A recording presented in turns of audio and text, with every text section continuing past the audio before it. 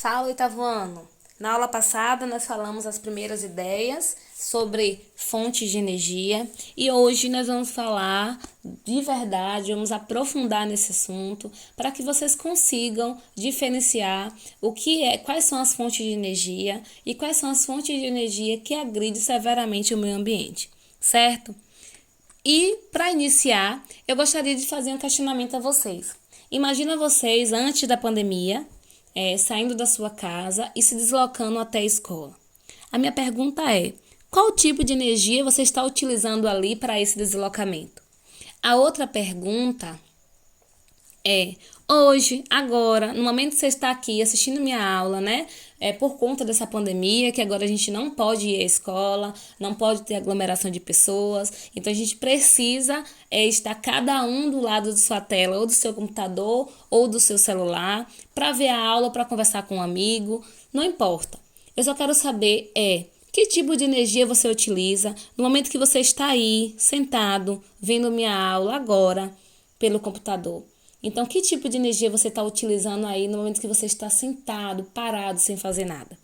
Eu quero que vocês analisem e depois que vocês analisarem, vocês me respondam na caixinha de discussão aí embaixo, certo? Todo mundo. Aí, pessoal, quando a gente fala de energia, a gente não pensa que ela começou hoje. Então, desde a antiguidade, a gente já utiliza energia. Então, durante muito tempo, a humanidade utilizou principalmente o esforço físico das pessoas, como vocês estão vendo aqui na imagem, ou a atração animal para realizar atividades do cotidiano.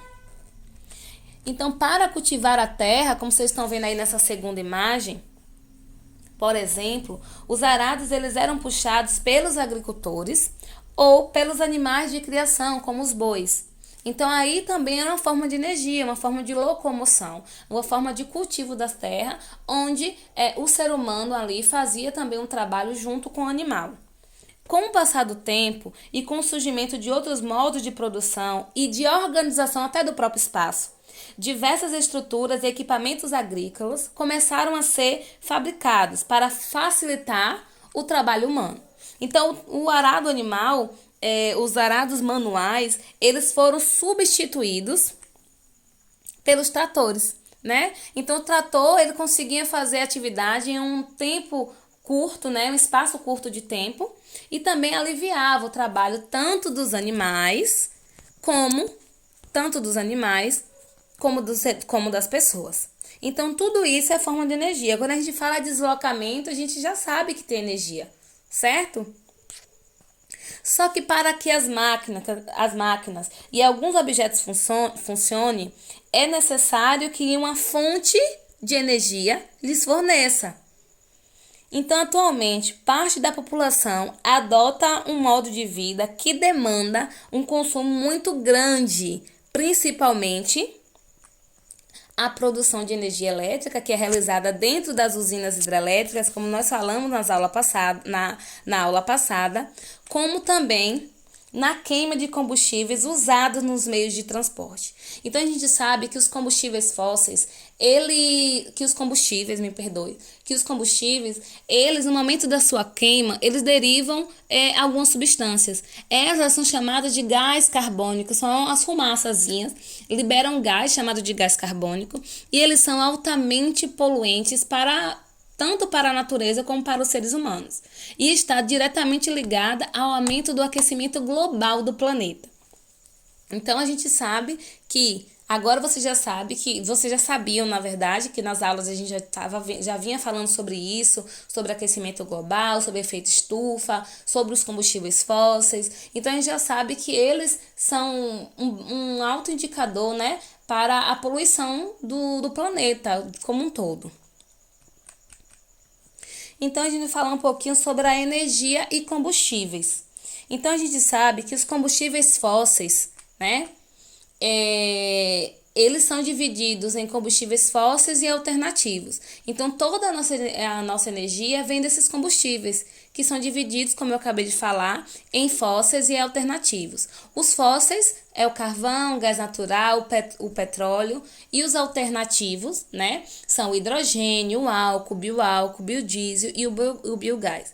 Gente, a queima desses combustíveis aqui, dos combustíveis fósseis, eles produzem, como eu acabei de falar no slide passado, muito gás, muitos poluentes, muito gás carbônico, que está, como eu falei, que está diretamente relacionado ao aquecimento global. Por esse motivo, que a busca por esses combustíveis alternativos está muito grande. Então, por quê? Por que será que as pessoas estão saindo desses combustíveis fósseis e buscando uma outra alternativa que é chamada de combustíveis alternativos? Então, assim, diversas pesquisas se destinam ao desenvolvimento de motores movidos à eletricidade, a hidrogênio ou a energia solar, como alternativas não poluentes ou ao menos pouco poluentes. Então, pessoal, o que se busca na troca de combustíveis fósseis para combustíveis alternativos são combustíveis que atenuem, que diminuam toda essa agressão ao meio ambiente. Certo? Então, na atividade que vocês vão ver lá no final da nossa aula, vai estar falando sobre essa troca de combustível. Então, eu quero que vocês tenham na cabeça os combustíveis fósseis, eles agridem a natureza. Os combustíveis alternativos, eles diminuem essa agressão. Ou eles não causam nenhuma agressão, porque não tem a queima de materiais, não tem a geração de gás carbônico. Ou mesmo que agridam, eles não agridem de forma tão brusca como são os combustíveis fósseis, como acontecem com eles. Então, os combustíveis fósseis são substâncias com elevada energia potencial. Quando a gente fala de energia potencial, a gente fala de armazenamento de energia. Então, todos os combustíveis eles já têm aquele armazenamento dentro deles. Então, são formadas por várias transformações químicas e físicas sofridas por restos orgânicos armazenados em locais especiais, e os combustíveis fósseis são energias não renováveis, ou seja, eles estão ali de forma finita no nosso planeta. Por isso que a busca desenfreada pelo petróleo mesmo é por conta disso, porque de uma forma ou de outra eles vão acabar. Então a busca, a extração deles sem limites vai gerar o fim deles. Então por isso que eles são chamados de energia não renovável. Aí a gente vai falar um pouquinho sobre as fontes de energia de veículos automotivos. São os veículos normais que a gente utiliza, certo? Então eu quero que vocês entendam um pouquinho da origem, das vantagens e desvantagens, né, de se utilizar esses combustíveis. Quando a gente fala aqui, tá pequeno, mas o primeiro aqui deles é chamado de etanol. O etanol, ele tem como origem o biocombustível obtido por vegetais da cana-de-açúcar, que eu já falei em uma dessas nossas aulas. A vantagem do etanol é que ele é menos poluente e a desvantagem é que ele tem baixo rendimento. Sua produção pode ocupar áreas que poderiam ser destinadas ao plantio e à produção de alimentos. Aí vamos para a gasolina. A origem da gasolina é um líquido derivado do petróleo. A vantagem da gasolina é que tem um alto teor energético, relativamente barato. E a desvantagem, produz gás carbônico e outros gases poluentes. Aí vamos para o diesel. O diesel é um líquido derivado também do petróleo. A vantagem do diesel é que tem um alto teor energético, mais econômico que a gasolina. E a desvantagem, produz a mesma coisa da gasolina. Já que ele é um combustível fóssil, ele vai produzir o quê? Gás carbônico. No momento que ele produz gás carbônico, ele vai estar agredindo diretamente o quê? O meio ambiente. Então, todos os combustíveis que produzem gás carbônico, você já sabe, eles vão agredir o meio ambiente. Aí, nós temos agora aqui o gás natural. A origem do gás natural é um gás naturalmente acumulado em rochas porosas no subsolo. A vantagem, ele é abundante no Brasil e tem uma baixa emissão de alguns gases. E a desvantagem é que há poucos locais para o abastecimento e é um abastecimento demorado. É difícil você ir em alguns postos e ter gás natural. Quando você vai abastecer seu carro, geralmente tem gasolina, tem o diesel, mas o gás natural não são todos os postos que você encontra. E para abastecer o carro, você tem que colocar um dispositivo no carro para conseguir utilizar esse combustível. Então, ele é um pouco mais complicado por esse motivo. Aí agora nós vamos falar sobre as fontes renovável e não renovável de energia. Quando a gente fala fonte de renovável, são todas as fontes de energia que possuem abundância, né, no nosso planeta e que não vão se acabar. Certo? Então, a gente tem a energia solar, a energia eólica, que é dos ventos, nós temos a energia hídrica, que é rios e correntes de água, temos a energia da matéria orgânica e temos o calor da terra. Toda energia que é renovável são energias provenientes de recursos naturais que não esgotam com o uso ou levarão muito tempo para se esgotar, como vemos o vento e o sol, certo? E outros recursos, eles podem ser renováveis porque podem ser repostos em curto período de tempo, como a biomassa das plantas. Então, quando a gente fala da energia da biomassa, essa aqui, ó, da matéria orgânica, é que ela provém de vegetais. Então, por isso que ela é chamada de uma energia renovável. Eu não vou nem perguntar, que eu sei que você já sabe. Quais são as energias não renováveis?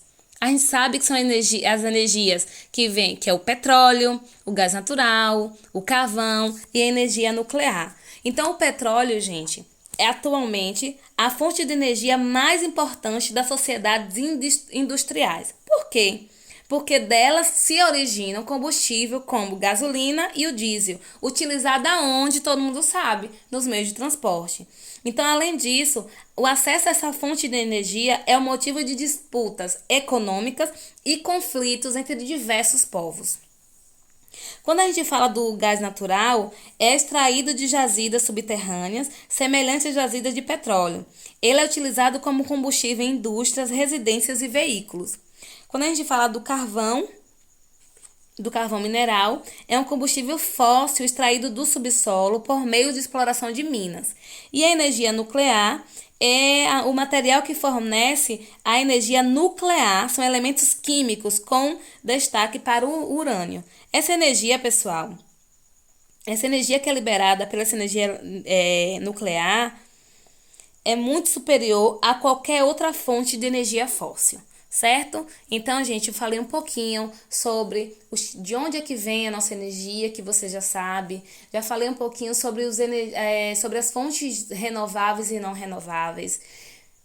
Se vocês olharem na atividade, tudo que eu falei aqui agora vai estar na atividade. Vocês não vão ter dúvida. Então, se vocês não conseguiram compreender, pode me perguntar na caixinha de discussão abaixo, ou pode simplesmente voltar ao vídeo e ver tudo o que eu falei. A atividade é do livro na página 82 e estão todas as questões que tem lá, do 1 ao 4. Qualquer dúvida, pessoal, não deixa de me perguntar, de me questionar, certo? Um beijão, fica com Deus e tenha um bom dia.